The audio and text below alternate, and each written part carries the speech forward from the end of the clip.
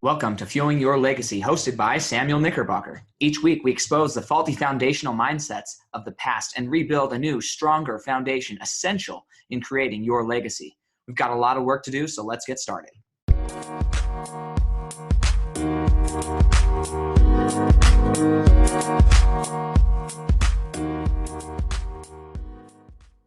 Welcome back to Fuel Your Legacy. This week we have another fantastic week. It's all about branding this week. If you really want to get your message out there, then you need to have solid branding. You need to have consistent branding. It's got to be the same from your language to the way you dress, to the way you do your hair, to the message and feeling, the colors you use. All of that has to be consistent with your branding if you really want to make your brand move forward fast. And so we're going to talk a little bit more about that. We have this week is all about branding. So we've got today, I'm going to introduce the topic. Wednesday, we're going to do an awesome book review. And then on Friday, we actually have, luckily, the guest of a lifetime. I don't know about the lifetime, but he's awesome. His name's Brian Halley. I would go look him up on Facebook, Instagram, find out what he's doing. His company's name is Right Think. And he helps people create something that's almost unheard of. Most people don't even know that this is a thing, but it's called a branding standards book. And I'm going to let him go way more in depth on that, but just know this book is everything, right? You need this in your life, not just for a business, not just for a non-charity or whatever. Like, you need this in your life for your life, right? For your family. You got to find out, hey, what do I want my legacy to be, and how do I brand myself as that legacy so everybody recognizes and reads and sees me as my brand? Because personal branding is one of the biggest things that we have to get in line with now. Gone are the days where people would follow Ford Motor Company or GE, General Electric, GE, or U.S. Steel. I mean, these are big, massive companies, right? AOL. These companies, we used to follow companies as a culture, but we've shifted from following companies into following people, right? We want to follow the entrepreneurs who built the company, not the company itself. We want to follow the entrepreneurs who built the company. So who are people that we would follow in the computer world, right? Do you follow Steve Jobs, Steve Wozniak? I forget his actual first name. Do you follow them, or do you follow Apple, right? Maybe you get emails from Apple, but when you're on Instagram or on Facebook, who are you following? You're following the head of the company. How about Bill Gates? Do you follow Bill Gates, or do you follow Microsoft? You follow Bill Gates because Microsoft is one aspect of who Bill Gates is and what he does, but Bill Gates does a lot more philanthropy, he does a lot more speaking. And do you get the information of how to go build Microsoft? Do you get that from Microsoft, or do you get that from following the person with the brand? And you get it from following the person with the brand. So you have that. You have Warren Buffett, one of the best investors ever.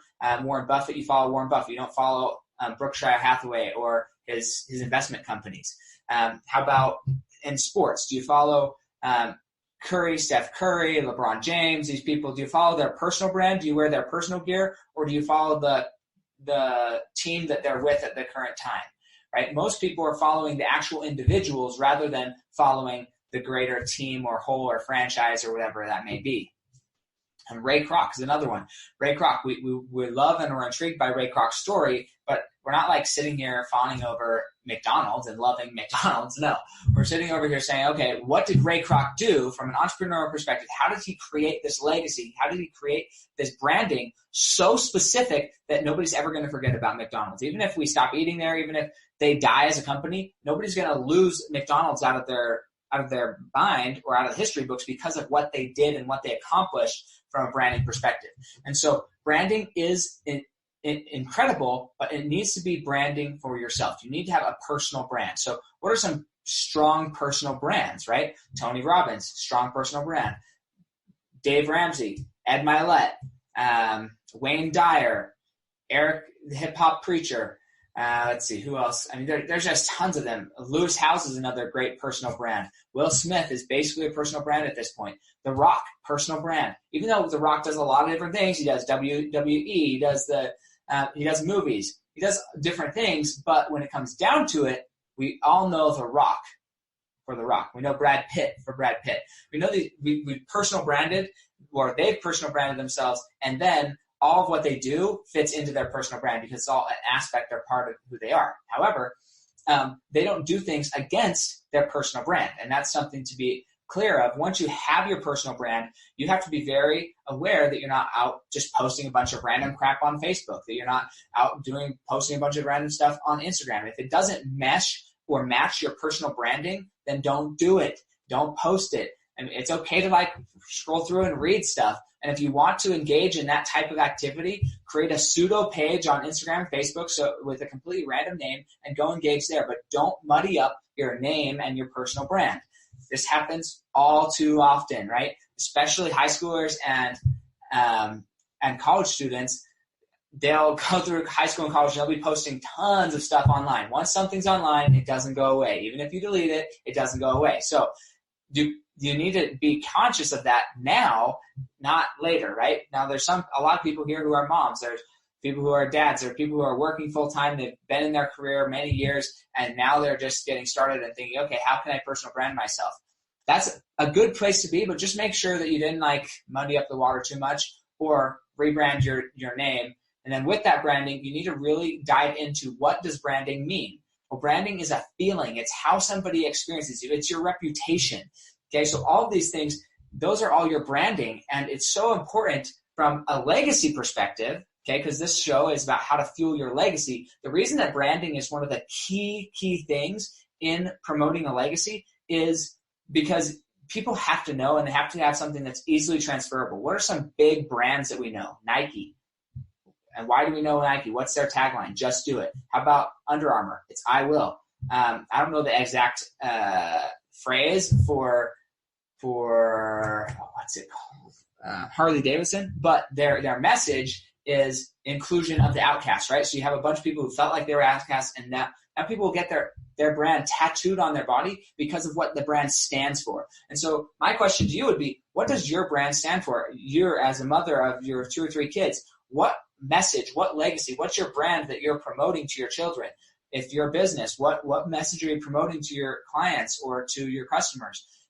It's so important to think about, what message am I promoting to those around me? Because as you are able to get your message out, and you're very specific about what that message is, it actually includes people, and you start bringing people in because now they believe who you are, they know who you are, and they like that. They like who you are, and they are going to build accordingly. So just keep that in mind, that it's so valuable to understand branding from a perspective of getting your message out. Now, I think one of the best branding things that's ever happened in the entire world to date is Jesus Christ. I think he's literally one of the best branded individuals out there. Forget religion, forget all of that, take that off the table so you can actually understand and hear this message. But what he did was incredible when it comes to branding. He got people who were so sold out, they were willing to die for him. He got a small group of people. He created tribes. So in his branding, he said, look, those people are not part of me. These people are part of me. If you're over there, you're not part of me. If you're over here, you are part of me, right? Branding creates separation, and it needs to create separation so that people are clear about what you stand for and what you don't stand for. And he was exquisite at this ability to create branding and to include others, and then have others be able to easily, simply tell their story to go and create more branding, to go and share and spread the message, right? If you have an awesome brand, let's say you have the most fantastic brand you'll ever experience, and nobody knows about it, then who cares? Like, who cares what your brand is if nobody knows about it? So getting your brand out there is important. Now, when it comes to legacy, what about legacy? Well, legacy is this multi-generational thing, something that you're going to do today, and in 34, 50 generations from now, people are still going to be talking about you, right?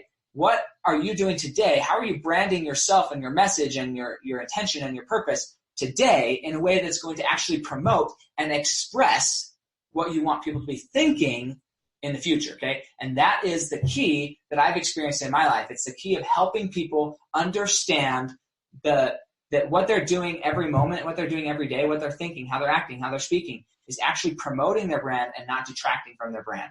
I had to learn this. I'm still learning this. I'm nowhere close to where I need to be, but getting a brand standards manual helped me a lot. So if you go on my Instagram or my Facebook, you're going to notice that basically all of the lettering, if I ever post a quote or something, for the most part, it's all going to be the same style of lettering. In large part, it's all going to be in my same color wheel, right? this shirt that I'm wearing, this is my color of green, right? There's a few different shades, but I like lime green. And so for me, if you go on my samknickerbocker.com, you're going to see the Fuel Your Legacy, that the emblem is in this color. All the buttons are going to be in green. I really like the color green, and so that's part of what I want to promote. It's a happy, vibrant color. It speaks to people. They think money when they see green. There's so many reasons why green is part of my brand, but it's important to know that like it is part of my brand. So I have green, I have blue, I have white, and I have black, right? And my blue is a very specific color as well, right? And I know the exact color, and I use that the hex code of that color. I use it across all of my sites. On my Facebook, I use it on my posts. I use it on my website. I'm going to use it on my on my Instagram. I'm going to use it on my Twitter, on my YouTube. All of them are all going to have the same coloring, so that when somebody sees it, they're going to think, "Oh, that's Sam. That's Sam. That's Sam." And that's really what I want. I want to create an experience. So anytime somebody interacts with me or my brand, they're experiencing the coloring, the lighting, the type of fonts, all those things. I want them to experience all those things so they recognize, hey, this is Sam's brand. Now, if I said Walmart, what do you think of? Right? For me, when I think of Walmart 20 years ago, about 20 years ago, when I think of Walmart 20 years ago, I think of green, I think of blue, and I think of a giant smiley face on all of their bags, right? Well, they traded that out, right? Now they don't have the giant smiley face on all of their bags. What do they have now? Now they have a blue emblem with yellow, almost like a Wi-Fi signal type thing on top of it. So now they rebranded themselves. They completely rebranded themselves into a different brand. That's an essential thing, is understanding when somebody rebrands, this is what's going on. There's multiple companies in the financial industry that every so often they will rebrand entirely who they are. There's just a lot of companies everywhere that rebrands for numerous reasons, right? It's not that one is better than the other. It's just they're moving into a new movement. There's a company out there called Transamerica, and Transamerica is actually rebranding. They've been focused purely on financial advising for a while, but now what they're doing is they're incorporating health and wealth. And so they went and got new images. The way that they shoot their photos, for the angles that they're using, the colors that they're using, the type of clothing that the people in their commercials are wearing, they've changed everything, the whole entire brand. They've changed the way that they lay out their websites. Everything has changed with this company to create a new, more modern brand. And then they've said, hey, look, health and wealth is our new branding statement, right? It used to be something else. I don't remember what it was, but now it's health and wealth, right? And so understanding what's your tagline, what is somebody going to tattoo on their body? What's the mission that people can get behind and move forward and help you with? Your branding needs to be so powerful that it pulls others in. Other people want to be part of who you are because of the message that you're bringing forth and sharing with the world. And that is the one thing that I hope this week you guys are able to understand. And then we'll give you some tactical things, especially on Friday with Brian. We're going to give you some very tactical things of how and what you need to start with to start creating a brand, a personal brand for yourself. And so just think about that. Think of how you've been doing that. Again, on May 11th, we're going to be having Next Generation Legacy and Wealth Workshop. Brian actually should be there as one of our panel members, and it's just going to be awesome. You'll be able to ask actual questions to him if you show up there. And if you'd like the promo code, reach out to me, and I'd love to give you that discount. But also, you can find it on my website. You can go through and get registered on my website or on Facebook or on Instagram. There's going to be links to all of that, so you can get registered to the Next Generation Legacy and Wealth Workshop, so that you can actually help get the direction of how to start building your legacy and what that means from a financial standpoint and what that means from a branding standpoint. So excited for that. Again, comment on these posts that I'm going to post on Instagram, Facebook, and then also take a screenshot and give me a shout out, tag me in it, and I will reach out to you. We'll get a little bit more about what you do for work or what you do in your life, and I'd love to give you more information there and be able to add value to you and your personal brand for your company. So have a wonderful day, and we'll catch you next time on Fuel Your Legacy.